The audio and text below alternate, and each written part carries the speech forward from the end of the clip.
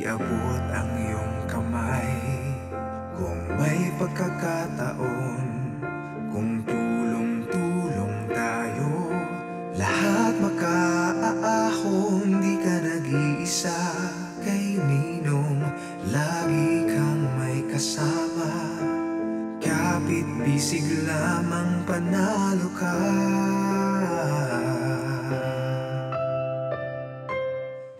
Ito ang ating misyon. Parating ang ating kapwa Pilipino mula sa 3 isla, sa lahat ng probinsya, sa bawat rehiyon. Gawing moderno ang isang tradisyonal na kultura na may diwa at mensahe ng pagtutulungan at pagkakaisa. Muling buhayin ang kahulugan ng bayanihan, ipakalat ang tunay na pagdadamayan. Sa panahon ng pangangailangan ng ating mga kababayan, tutulungan at tuturuan natin silang tulungan ang kanilang mga sarili para makamit ang mga pangarap sa kanilang komunidad, mga proyektong mapapakinabangan ng bawat sektor ng lipunan, ang ating taus-pusong hangad sa bawat lalawigan. Maging halimbawa at inspirasyon sa pagpapatibay ng pananalig at pagbibigay ng pag-asa at maiiwang pamana sa lahat ng henerasyon. Simula na ng ating modern day bayanihan. Ikaw, ako, lahat tayo, kayang-kaya ipanalo kung dadamay bawat isa. Ikaw, ako, gaganda itong ating buhay. Pagtutulungan, pagmamahalan, yan ang ating kailangan sa buhay aangat. Winner tayo lahat. Ang mga magtutulungan sa misyon na ito. Ang inyong pong lingkod at kaagapay, Jelly de Belen po. Ako ang makakasama niyo mula sa studio para simulan ang pagtalakay at paghimay sa mga kwentong ating makakalap. Sherilyn Reyes Tan. Pero sa gitna na magagandang tanawin na ito, meron tayong mga kababayan na nagsustruggle para maitawid ang kanilang pang-araw-araw na buhay. Patricia Tumulak.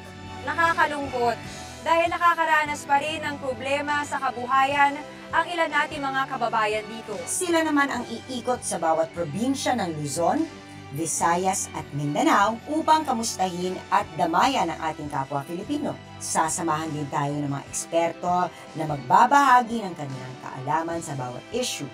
At si Manoy Wilbert T. Lee, siya ang mangunguna sa ating panel of experts sa desisyon upang resolbahin at aksyonan ang mga problema at pagsubok ng ating mga kababayan. Nakaka-overwhelm. Ito yung gusto natin. Tulungan natin sila. Nakakagawa tayo ng difference sa buhay ng mga tao. Good morning mga kapuso! Dito sa inyong Sunday Morning Habit, ang si Manoy ang ninong ko. Just sit back at kami ang bahala sa inyo ngayong umaga for your dose of inspiring stories mula sa ating mga kababayang dinayo natin sa iba't ibang panig ng Pilipinas. Meanwhile, kasama natin si Manoy Wilbert via Zoom. Good morning, Manoy Wilbert! Morning, Jelly! Magandang umaga sa ating mga kapuso. Tutok lang kayo sa ating programa at siguradong lalong magigising ang diwa ng bayanihan sa inyong mga puso. Correct! Dahil sa ating pagbabalik, makikilala natin ang mga kababayan natin dyan sa Bukidnon na worried sa estado ng kanilang kalusugan. Bakit kaya?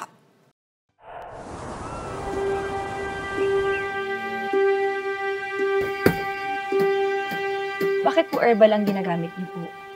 Walay kwarta lagi nga ipalit namo sa mga kuan. Wala pong, medisina. so wala pong sapat na pera po, pambayad po Pambayad sa mga gamot ospital. po. Tay, pansin ko po ano po nangyari sa noon ni Tay? Yun po dahil sa pagkakawit sa prito, yung talbugan ng niyog. Ano daw po sabi sa bukol niya, Tay? Kung wala daw po nararamdam sa aking mata, hindi nalabo. Hayaan na lang po. Sabi na sa akin, hindi daw mamakan.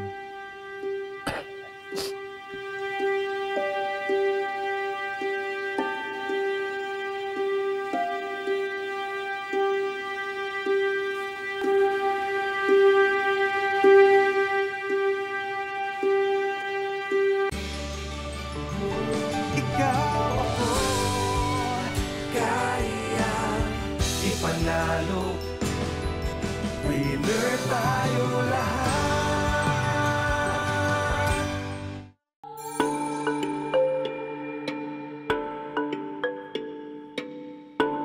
Magandang araw mga kapuso! Dito sa Mindanao matatagpuan ang probinsyang kilala sa magandang tanawin, kabundukan at kagubatan na hitik sa likas na yaman, ang Bukidnon.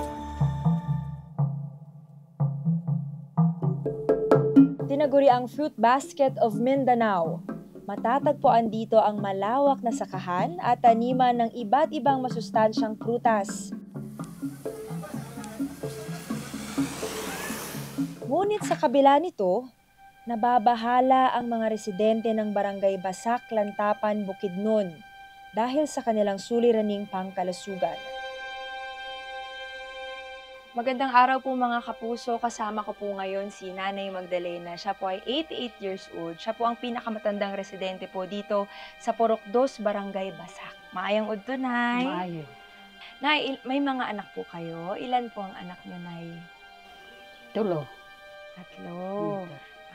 May mga apo na rin po kayo? Ilan po ang apo niyo, Nay?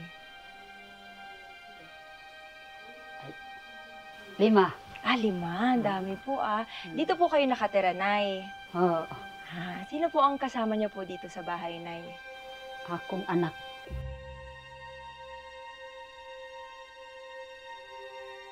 Ano po ba yung araw-araw niyo pong ginagawa po? Kalakaw ko. Ano po ba yung kadalasang sakit po na nakukuha niyo po dito sa barangay? Nga kuan, sakit sa tiyan, ulo, ilanat, mata. Sakit sa ulo, lagnat, ubo. So, Nay, sabi niyo po sa mga sakit niyo, paano niyo po ginagamot iyon? Di mo kayo tambal, hagamot para itambal sa sakit. Bakit po herbal ang ginagamit niyo po? Tungod sa walay kwarta lagi nga ipalit namo sa mga kuan. Wala pong- Medisina. So, wala pong sapat na pera po, pambayad po sa Pambayad sa mga gamot ospital. po. Gaano po ba kalayo ang ospital dito, Nay? Tungod kay layo ang ospital. Malayo ang ospital dito. 3 oras. 3 Kalayo. oras po. Ang layo po nun. Layo. Nay, gaano po ba kahirap na wala pong butika dito? Tsaka mahal din po ang mga gamot. Wala po kayong pambayad sa gamot. Ang among kwarta, igo lang ipalit sa pagkaon. Bale, hindi po sapat, Nay, yung pang araw-araw nyo nagastusin dahil pagkain lang po ang kasya. Pagkain lang, oo. Wala na pong... May kwarta. Epektibo po ba yung paggamit niyo po ng herbal medicine pag nagkakasakit po kayo? Epektibo. Dugay na kami nakagamit sa gamot. Dahil matagal yun ang ginagamit ang gamot.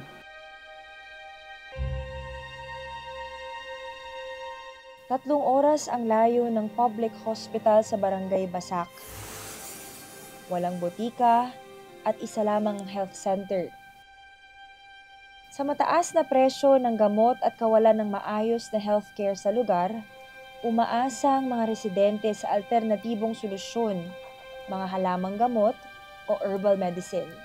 2021, pumanaw po ang asawa ko dahil po may high blood siya. Mayroong taon na din, nala ko sa hospital, then nagaling siya, gumaling siya, then inatake siya ng high blood. Hindi po namin nadala ang asawa ko sa hospital dahil po malayo at saka wala kaming pera. Mahirap po, wala akong trabaho. Nangita ko og kuan ma'am kaning muso para nga makakaon ko. Then nagplano din ko nga magtukod ko og gamay nga sari-sari store para nga diha ko makakuha sa akong pagkaon araw-araw. Nagpa-BP ko sa health center din ingon sa doktor nga mag-maintenance daw ko din. Wala man ko nag-take og kuan kining tamban. Kahit hindi ako nagmi-maintenance, guyabano na lang ang maintenance ko. Mag-herba na lang gid ko. Kay wala ikapalit wala po yung support nga bana. Mas madali itambal. Mahalaga po yun herbal sa amin dahil po hindi namin binili at saka magtanim kami sa bakura namin.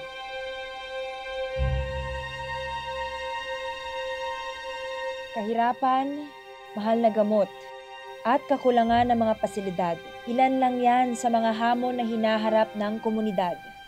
Ate, bakit po ba umaasa ang mga tao po dito sa komunidad niyo po sa paggamit po ng herbal medicine? Kasi ma'am, ang mga tao dito is walang pera, wala yun.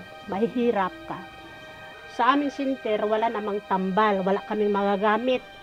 Ano-ano po ba yung mga halamang gamot po yung ginagamit niyo? Merong bata na mag-convulsion, ginagamitan lang namin ng gamot ng kagapas. Pakuluin lang yon, ipainom ng bata. Pag-usapan naman po natin yung mga suliranin po na kinakaharap po ng barangay po na ito.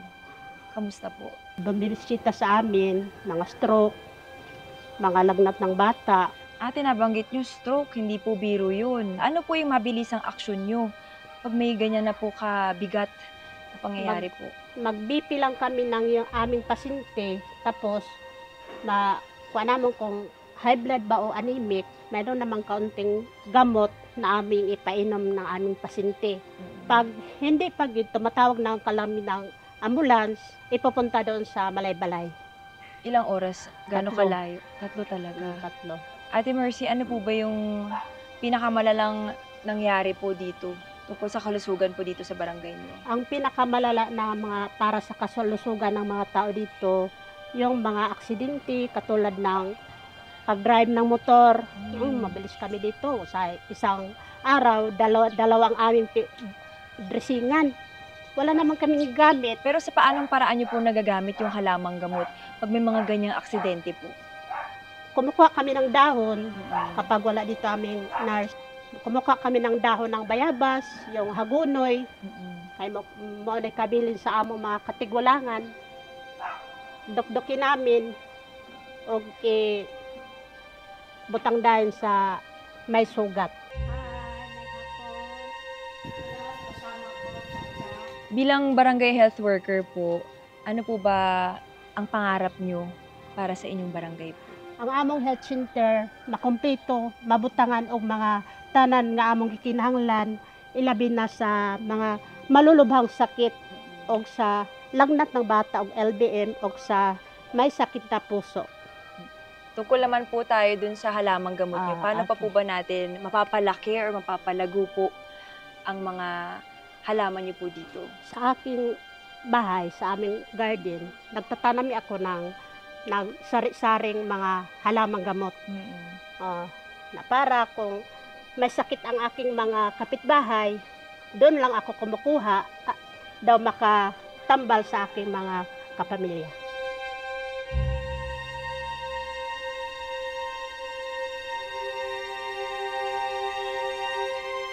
Sa panahon ngayon, may komunidad pa rin sa bansa na humaharap sa kakulangan ng access sa maayos at abot-kayang healthcare.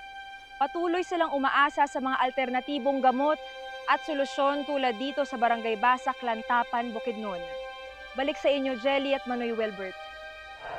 Salamat, Patricia, sa nakita nating sitwasyon ng mga kababayan natin sa Bukidnon. And I'm sure may similar experience din ang ibang mga Pinoy sa ibang probinsya. Alamin natin ngayon kung agree ba ang ating bisita ngayong umaga at ang mga masasuggest niyang solusyon para sa healthcare issues ng ating featured community ngayon sa Bukidnon. Kasama natin si Dr. Cecilia C. Maramba Lazarte, Director ng Institute of Herbal Medicine, National Health Institute, UP Manila at Professor sa Department of Pharmacology and Toxicology ng UP College of Medicine. Magandang umaga po sa inyo, Doc. Good morning. Maraming paraan to stay healthy at gamutin ang iba't ibang sakit sa kasukasuan, di ba? Kasama dito, syempre, yung alternative medicine. I mean, can we really rely on this? Are they really effective? Well, based on our research, no, marami na ngayong galing sa Pilipinas na epektibo na herbal medicine. No? So, kung naalala nyo po yung 10 halamang gamot nung araw na ginagamit pa rin natin ngayon, dumaan rin po yun sa mga masusing pananaliksik at pag-aaral para sabihin kung ano ang mga indikasyon or pharmacologic activity at kung anong klaseng mga sakit ang nagagamot niya. So katulad noon, yung lagundi, Yes. so, pinag-aralan siya para sa ubo, para sa hika, and later on, we also did a study na nakakatulong rin po siya sa mga simptomas ng mild COVID. So kailangan talaga dumaan sa pananaliksik para masabi natin na talagang safe and effective po siya. Sa bagay kung iisipin mo, yung mga gamot na iniinom natin ngayon, marami doon galing din naman talaga sa plants, di ba? Tama, no? So, it's just a matter of educating ourselves and everybody kung paano ba ito magagamit na safe. Right. At kaya tayo nauuwi dito. Kasi, sa totoo lang yung pinanood natin kanina, Yes. there are a lot of communities na malayo sa city, malayo sa access sa hospital, sa health facilities, sa mga pharmacy, sa murang gamot. Ano ba ang mga alternatibong solusyon? Ito na ba yun? Well, herbal medicine would be a very good solution for that, no? As long as we did the research. So yung nakita natin dun sa VTR kanina, mga sakit nila, mga primary care conditions, ubo, sipon, nagtatae, sumasakit ng tiyan. Marami na rin tayong nakitang mga herbal medicine na galing sa Pilipinas na makakatulong dyan sa Nauubra dyan. sakit na yan. So sa sitwasyon nila sa Bukidnon, ano ba ang pinaka-effective na masasuggest nyo na makakatulong talaga sa community nila? I think we have a wide variety of medicinal plants that have undergone study, no? So dun sa 10 halamang gamot, yung lagundi, yung sambong, nakita na magandang diuretic ito, pangpaihi, at saka nakakatunaw ng kidney stones ang sambong. So we've also seen, katulad nung ulasimang bato, kung meron kang hyperuricemia, mataas ang serum uric acid level, yung gout, yung masakit yung kasukasuan. So, madaming may gout ngayon, no? Kasi kinakain natin karne, yung mga beer, no? All of this can cause increased uric acid levels. And we found na yung ulasimang bato is just as good as yung synthetic na allopurinol. Yun ang ginagamit. Na iniinom.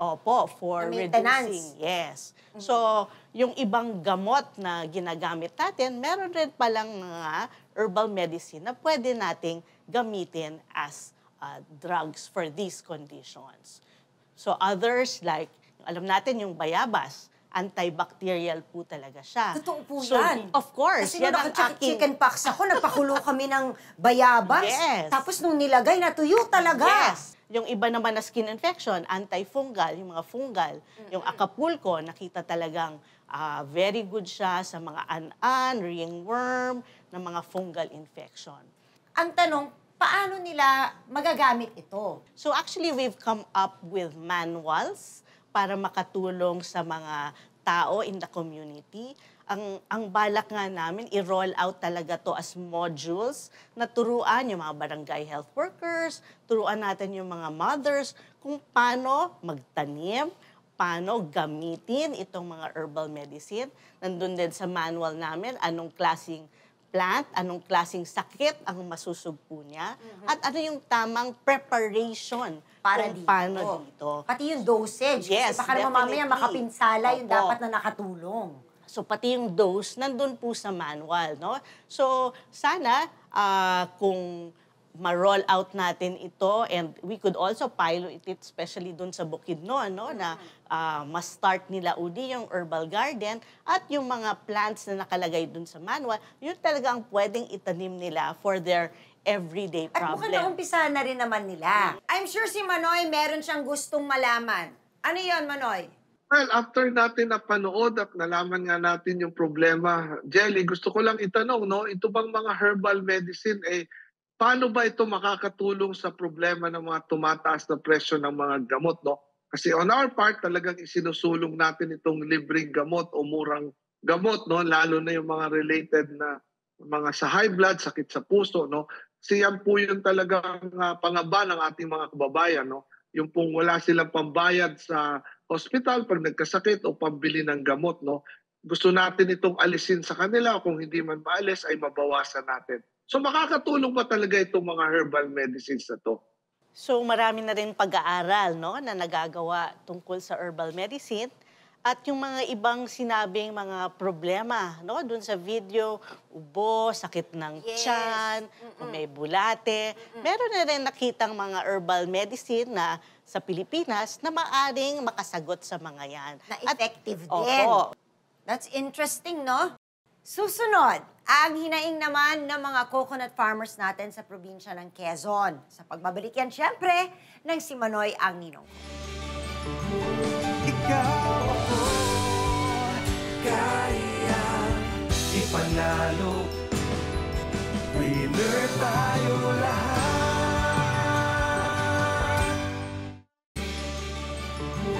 Ikaw ako kaya ipanalo.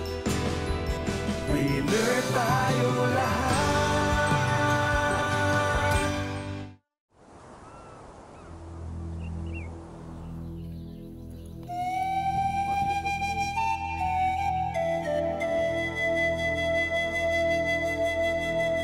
Puno ng buhay o Tree of Life. Yan ang turing sa mga matatayog at nagtataasang puno ng niyog na matatagpuan sa buong kapuluan ng Pilipinas. Hitik sa sustansya at sagana sa gamit sa pang-araw-araw na buhay. Tunay nga na ang bunga nito ay hindi mauubusan ng pakinabang. Ang niyog o coconut ay isa sa mga major expert ng bansa sa buong mundo, kaya't itinuturing ito na pinakamahalagang pananim sa Pilipinas. Malaki man ang pagpapahalaga sa industriyang ito, mapapaunlad pa ito sa pamamagitan ng dagdag na suporta upang makasabay sa modernisasyon ng mga magsasakang naghihirap sa pag-ani ng paborito nating buko. Dito sa lalawigan ng Quezon, kilala bilang pangunahing source ng coconut produce, nakilala namin ang mga coconut farmers sa Kanda Sariaya na malaki ang panganib na hinaharap sa araw-araw na pag-aani.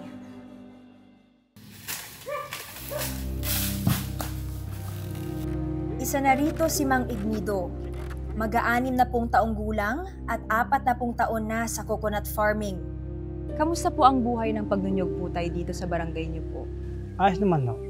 Ibig sabihin, yun na aking kung sa asawa ko, naipagpakain sa anak ko. Nakatulong po iyong kabuhayan niyo po? Nakatulong.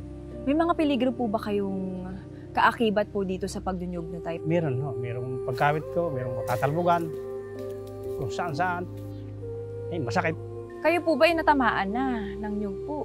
Isang beses. The place, may the place. Ano pong nangyari pagkatapos sa inyo yun? Ay, medyo ako nawala ng malay. Mga 1 minutes.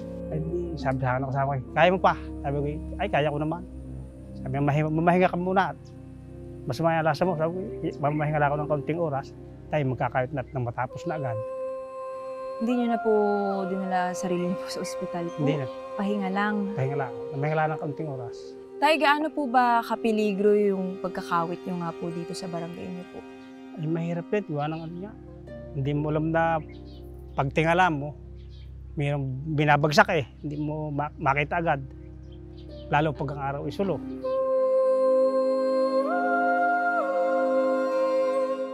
Tay, magkano po ang kinikita niyo po?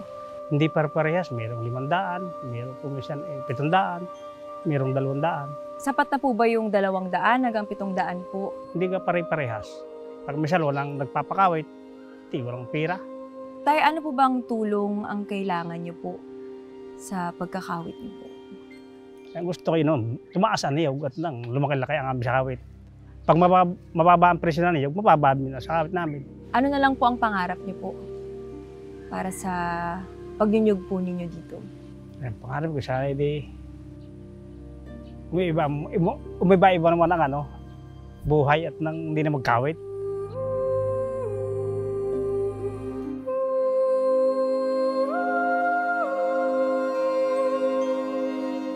bali ang material na ginagamit mo, ang kawayan lang. Yung kawayan. Wala kang pamproteksyon sa'yo pag nahulugan ka. Tiwala na lang. Tiwala na lang. Pali na wala lang mata. Ingat tayo, ah. Ayun na nga!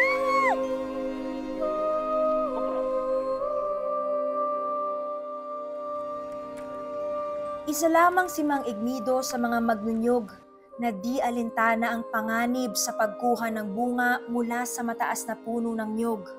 Nakakalungkot isipin na may mga kababayan tayo na hindi pinalad at binawian ng buhay matapos mahulog sa puno habang kumakawit ng bunga o kaya naman ay nahulugan ng bunga sa ulo.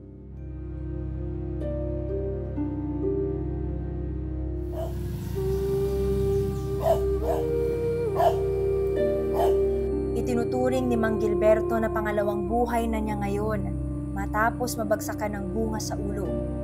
Sa kabila nito, nananatili siya sa kabuhayang ito at patuloy na hinaharap ang panganib na kasama nito. Gano'n na po kayo katagal nangangalawit po ng buko? Yung 40 anyos na po. 40 na. Tay, pansin ko po ano po nangyari sa noon? Yun po sa pagkakawit ko pa rin po. Talbugan ng niyog. Kailan po nangyari ito nung nahulugan kayo ng inyong? Ako po binata pa pa nung. Matagal na po. Matagal na po rin. Ano daw po sabi sa bukol niya, tay? Kung wala daw po nararamdam sa aking mata, hindi nalabo. Hayaan na lang po. Sabi po sa akin. Saan po kayo kumukuha po ng pambayad po ng pang-ospital kagaya po nung nangyari sa inyo? Tulong-tulungan po namin kakapatid.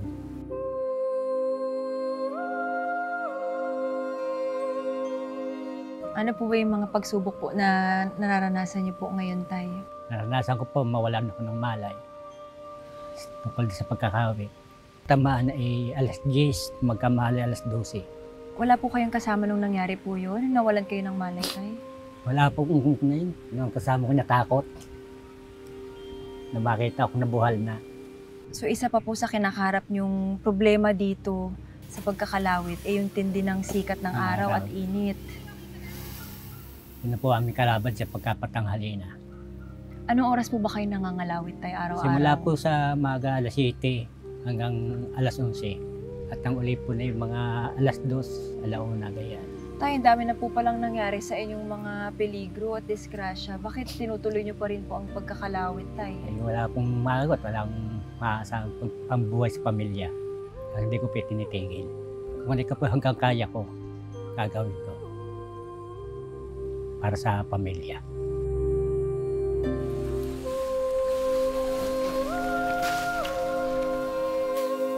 Dainga ng mga kagaya ni Mang Florencio na binubuhay ang pamilya sa pagnunyog.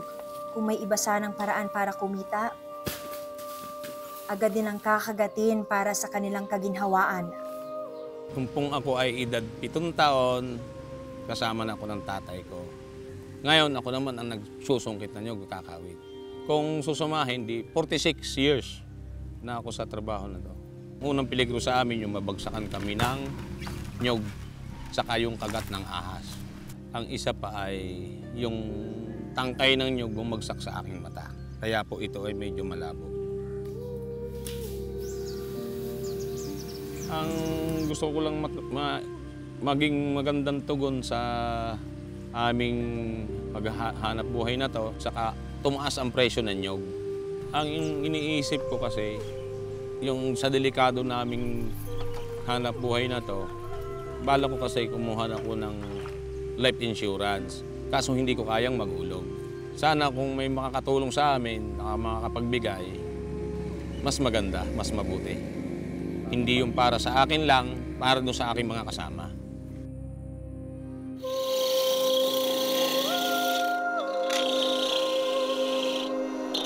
Bukod sa peligro sa kabuhayan, marami rin ang umaaray dahil sa kakulangan ng suportang tututok sa kapakanan ng mga coconut farmers.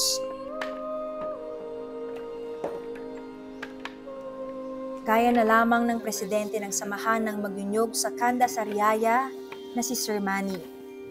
Umaasa siya na bigyan ng pansin ang hinaing ng mga magnunyog at mapagkalooban sila ng sapat na kagamitan at proteksyon para mas mapagkakitaan ang mga ani at mapaunlad ang kanilang kabuhayan. Marami kaming naging problema sa pagniniyog. Ang ating presyo ng niyog ay sobrang baba. Sa ngayon ay hindi pa namin nakikita kung paano yung tataas.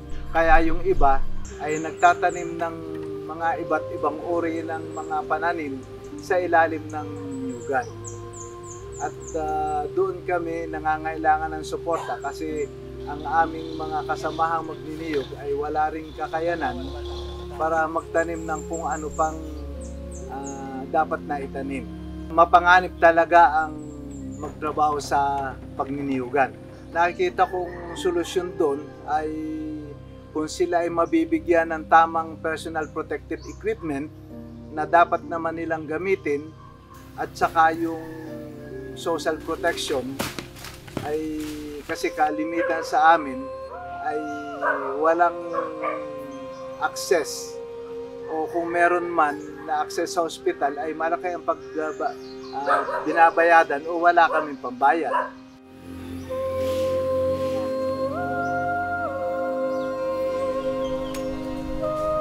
Proteksyon sa nakaambang peligro at mga makabagong kagamitan para sa mga kapuso nating coconut farmers. Yan ang kanilang pangunahing hiling nang lalong magbunga ang kanilang pagsisikap sa bawat pag-akyat sa puno ng buhay. Yan ang kwentong aking tinutukan dito sa Si Manoy ang Ninong Ko. Balik tayo sa studio kasama sina Manoy Wilbert, Jelly at mga panel of experts. Maraming salamat, Patricia. Paano nga ba mababawasan ang peligro sa ganitong kabuhayan at ang iba pang paraan para madagdagan ang kita ng ating coconut farmers? Kasama natin ngayon sa studio sina Dr. Dexter Respicio Buted, Administrator at CEO ng Philippine Coconut Authority, at si Ana Marie V. Quincina, Chief Business Development Division ng Department of Trade and Industry, DTI sa Quezon Province. Magandang umaga po. Magandang umaga. Magandang umaga. Umpisahan kaagad natin ang unang tanong. Ano pa ba ang pwede nating ibigay sa kanilang protection with regards to that? Well, siguro magkaroon tayo ng tinatawag natin, may isa katuparan yung professionalization ng coconut farming. Professionalization, ibig po sabihin yan? It's about time really na we have to professionalize the trade of using the PPE, nandyan yung hard hat, Opo. nandyan yung mga gloves. Yes po, yes. Okay, at yung mga gamit natin para sa safety. At siguro yung isa na rin dito na angkop ay yung precision agriculture o yung tinatawag din nating modernization ng ating coconut farming mula sa plantation hanggang sa production. So para ano talaga, mas effective, mas mabilis, mas productive. Tama po yun. Ano pa ba ang pwede nating gawin? Like our farmers, what can we do for them? I mean, they really, if you think about it, isa nga tayo sa pangunahing producers in the world. Pero yung mga farmers natin, parang sila naman na nahihirapan. Paano pa natin sila? Actually, ang gobyerno, pangarap natin na maitaas ang antas ng kabuhayan ng ating mga farmers. Kaya sa Pilipinas, meron tayong bagong Republic Act na sinasabi na yung 11524. Yun yung Coconut Farmers and Industry Development Plan. Una, ang PCA, kami ay nagbibigay ng libreng pananim sa mga farmers natin at nagde-develop tayo ng hybridization. Kami mga hybrid tayo, yung mga open pollination na tinatawag natin, para dumami pa yung produksyon ng ating mga coconut farmers. Nandun din mga varieties like yung aromatic. Sunod, nandyan naman ang CHED. Yung CHED naman, para matulungan ulit yung farmers natin, ay binibigyan natin ng scholarships ang kanilang mga anak. Pero how do they avail of this? Meron ho tayong makipag-ugnayan sa Commission on Higher Education, sa scholarship unit ng ating komisyon. At doon ay binibigay nila yung mga listahan ng mga kurso na pwedeng kunin ng isang cocoa farmers beneficiary.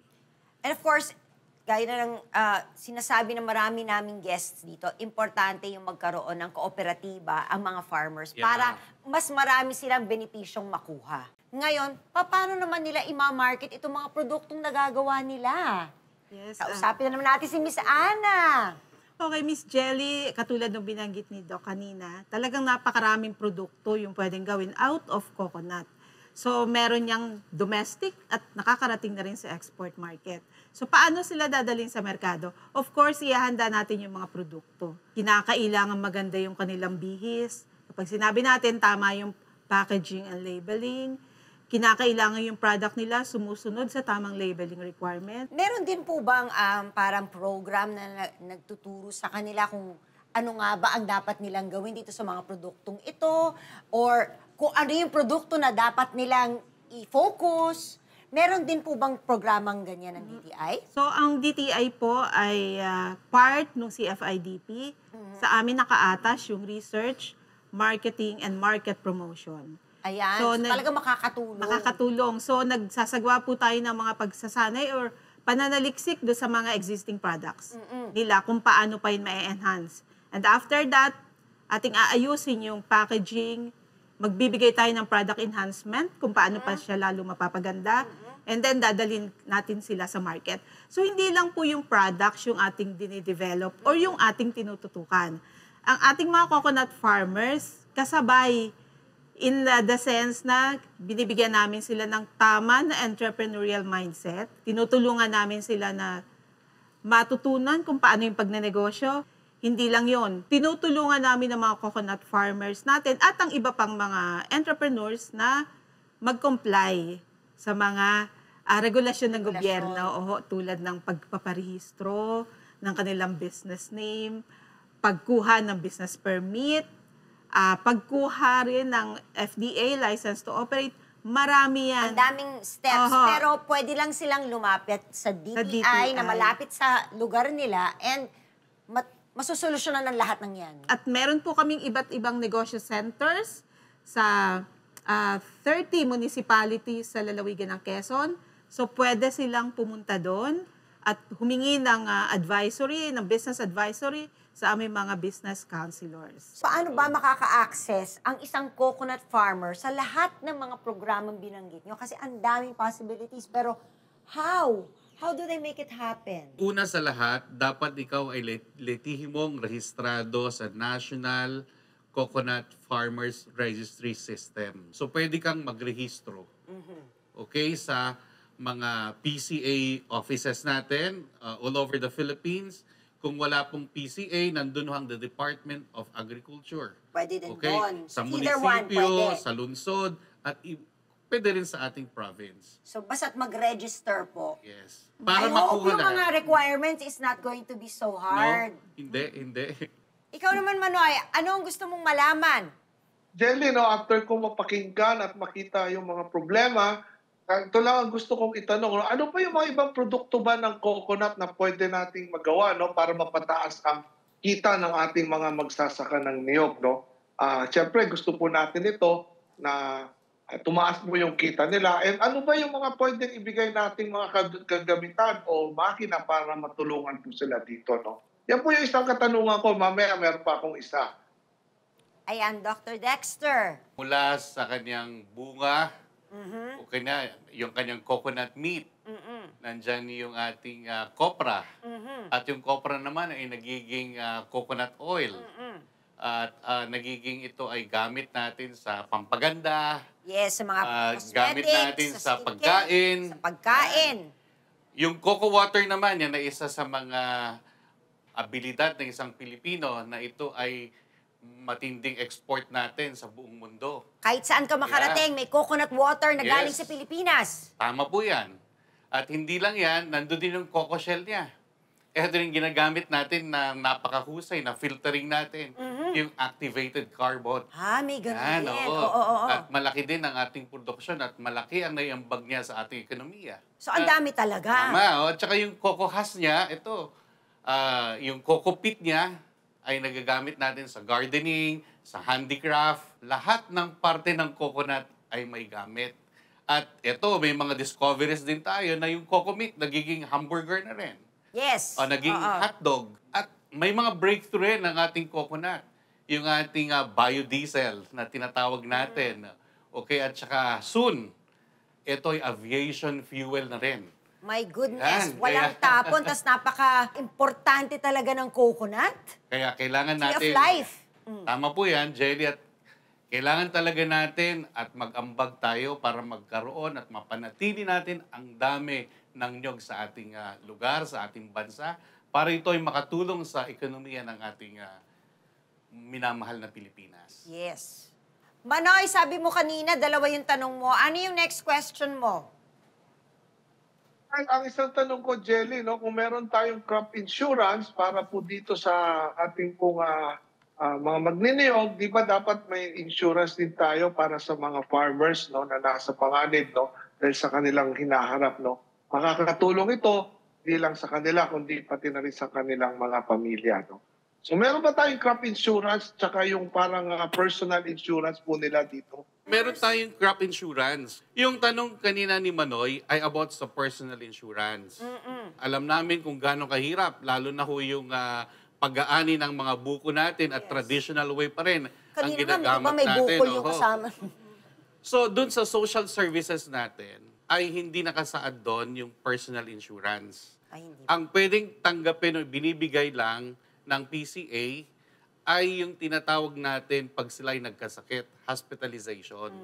May pondo po tayo doon, yung mga magkakasakit ng mga farmers. Hindi lang po yung farmers, kasama din yung dependent nila na dapat ay hindi tataas sa kanilang gulang na 18 years old. So yun ang may suporta din. May suporta ho tayo. Pero maganda ho yung suggestion ni Manoy na dapat isama ang personal insurance niyo. Ayan. Gusto ko lang ipaalam sa ating mga kababayan, ang deadline po ng registration ng NCFRS ay June 14 sa taong kasalukuyan. So, inanyanahon kayo na sana kayo ay magrehistro para kayo ay mapabilang. Habol na. Dahil maraming benepisyo that awaits pag registered. Maraming salamat po sa ating mga bisita today sa aming pagbabalik. Mas yayabong na ba ang herbal garden ng mga taga Bukidnon? Ikaw ako, kaya ipanalo. Winner tayo lahat.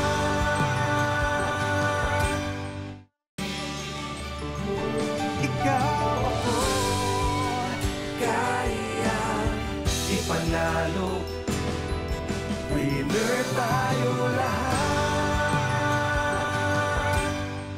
Welcome back sa Si Manoy ang Ninong Ko. Ngayon, punta na tayo sa mga solusyon para sa healthcare issues ng mga taga Bukidnon. Bukod sa itinayo nilang herbal garden at base sa diskusyon natin kanina, Manoy Wilbert, ano ba talaga ang pwedeng maisagot sa problema nila?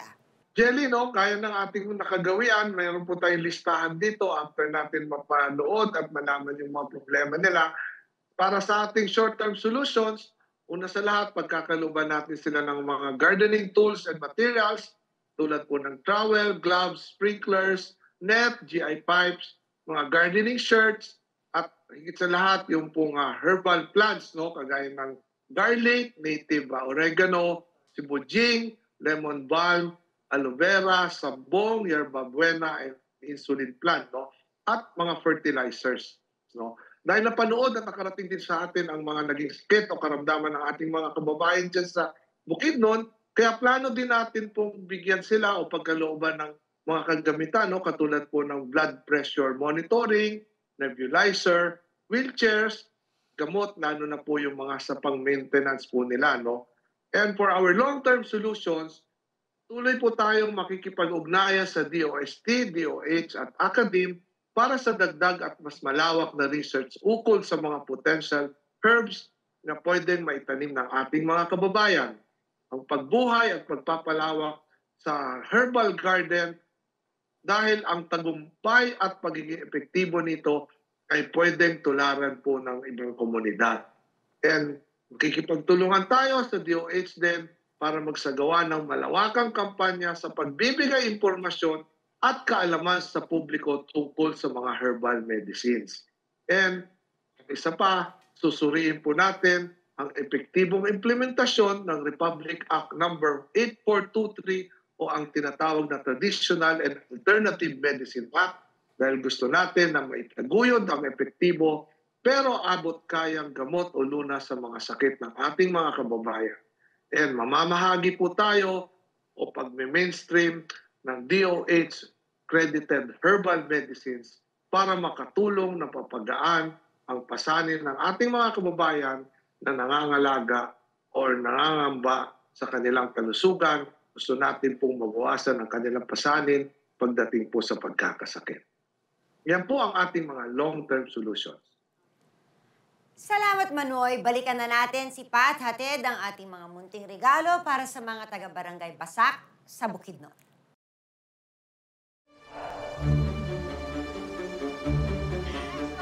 Ayan, tara, Mercy, tara. Magandang araw po ulit. Magandang araw po, Kap. Muli, gusto ko lang kayo pasalamatan sa mainit na pagtanggap niyo po sa aming programa dito sa inyo sa barangay po. Nakakatuwa po dahil sa harap po ng problema, sa pangkalusugan po kagaya ng wala pong budget sa gamot, malayong pagpapagamot po sa ospital, nakahanap kayo ng alternatibong solusyon para matugunan po yung tungkol sa mga sakit po. Yun po yung pamamagitan ng paggamit niyo po ng mga halamang gamot. Saludo po kami sa inyo. Maraming salamat po sa pagbahagi ng inyong kwento. Talagang importante po talaga sa inyo ang pagtatanim at pagdiscover po ng mga herbal medicines po. At dahil dyan, tagapin niyo po mula sa si Manoy ang ninong ko. Bubuhayin po namin muli ang inyong herbal garden. Para pwede po natin itong gawing herbal garden model para matularan po tayo ng ibang komunidad sa buong bansa. Congratulations po! Thank you! Kami nagapasalamat og dako kaninyo kay bisan pa sa among pagtuon kabahin sa halamang gamot nga inyong gihatag kanamo. Kami nagapasalamat nganha kaninyo. Malaking pasalamat namin kahit malayo si Manoy nga naninong mo, kami ang binigyan mo ng pansin sa lahat na panahon. Walang iba. Maraming salamat po. Malaking pagpasalamat sa aming mga tauhan sa barangay.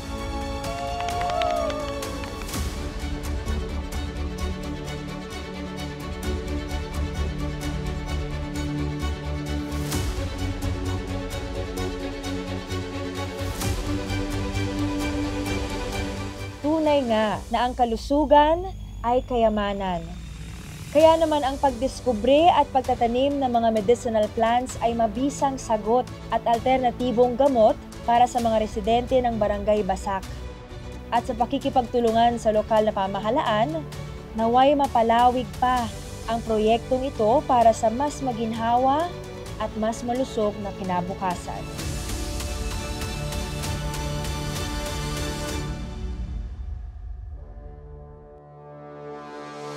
Maraming salamat, Pat. Dasal po namin ang pagyabong ng herbal garden ng mga taga Bukidnon at ang mabuting kalusugan ng ating mga kababayan. Walang bibitiw, ang sagot naman sa problema ng mga coconut farmers sa Quezon. Mababalik pa po ang si Manoy ang Ikaw ako, kaya ipanalo. Winner tayo lahat.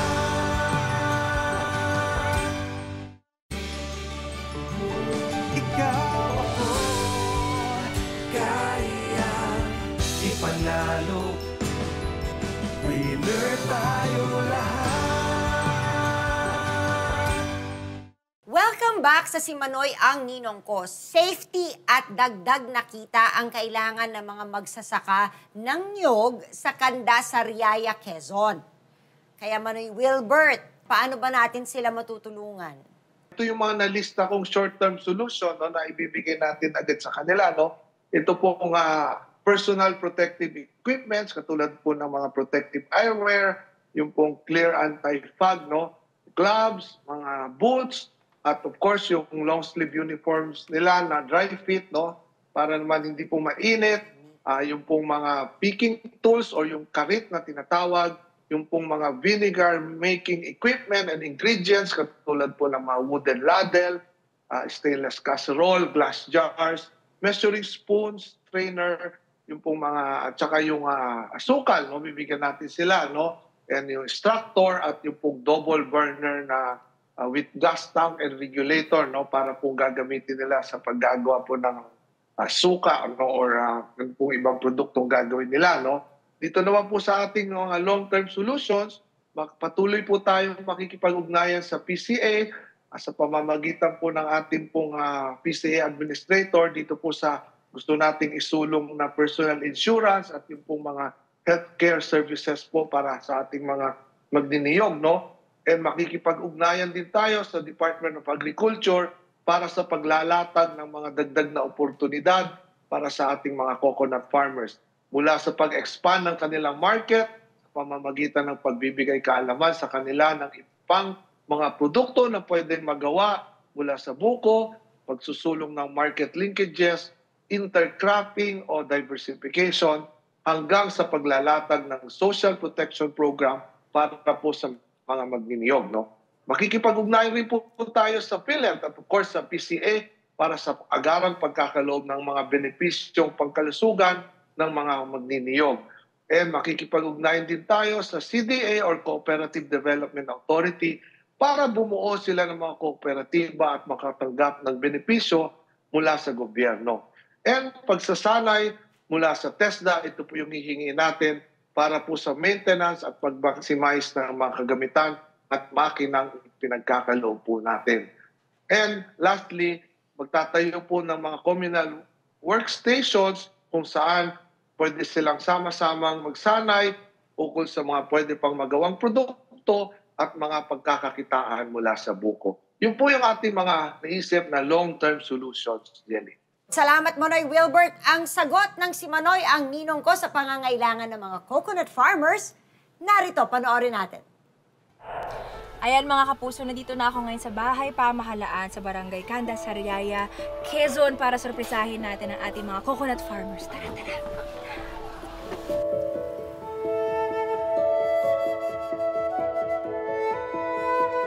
Ngayon ay tayo ay maswerte dahil tayo ay binisita ng ating isang nagbibigay ng programa sa ating magniniyog o magsasaka. Narito po ang kanilang host na si Miss Patricia Tumula.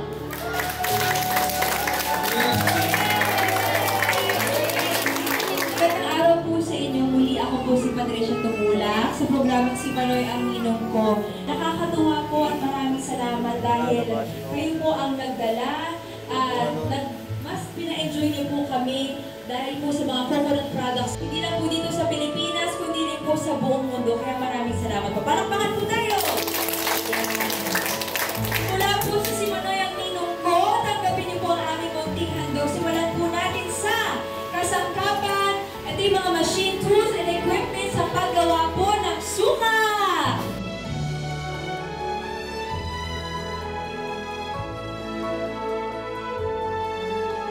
Susunod naman ay dahil nga pang-proteksyon po sa inyong pagkakalawit po, tanggapin niyo po mula sa Manoy ang mga PPEs! Lahat po ng mga kasama natin ngayon ay bibigyan po ng life insurance para po payapang tayo sa inyong pangkabuhayan.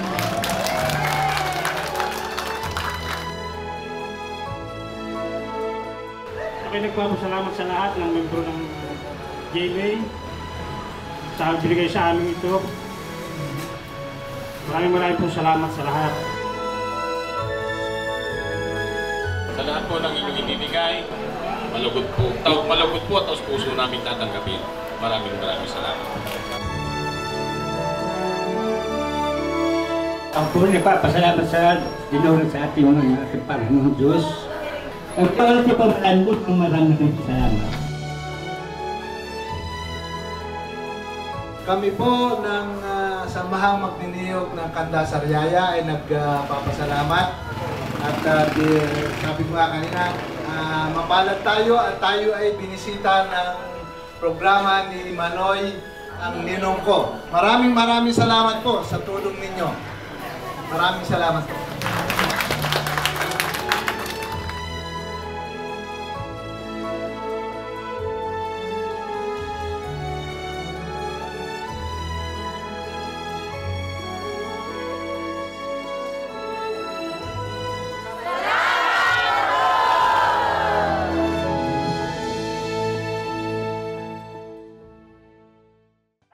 Sana nga mula ngayon, mas maging ligtas na ang mga coconut farmers natin dyan sa Sariaya, Quezon.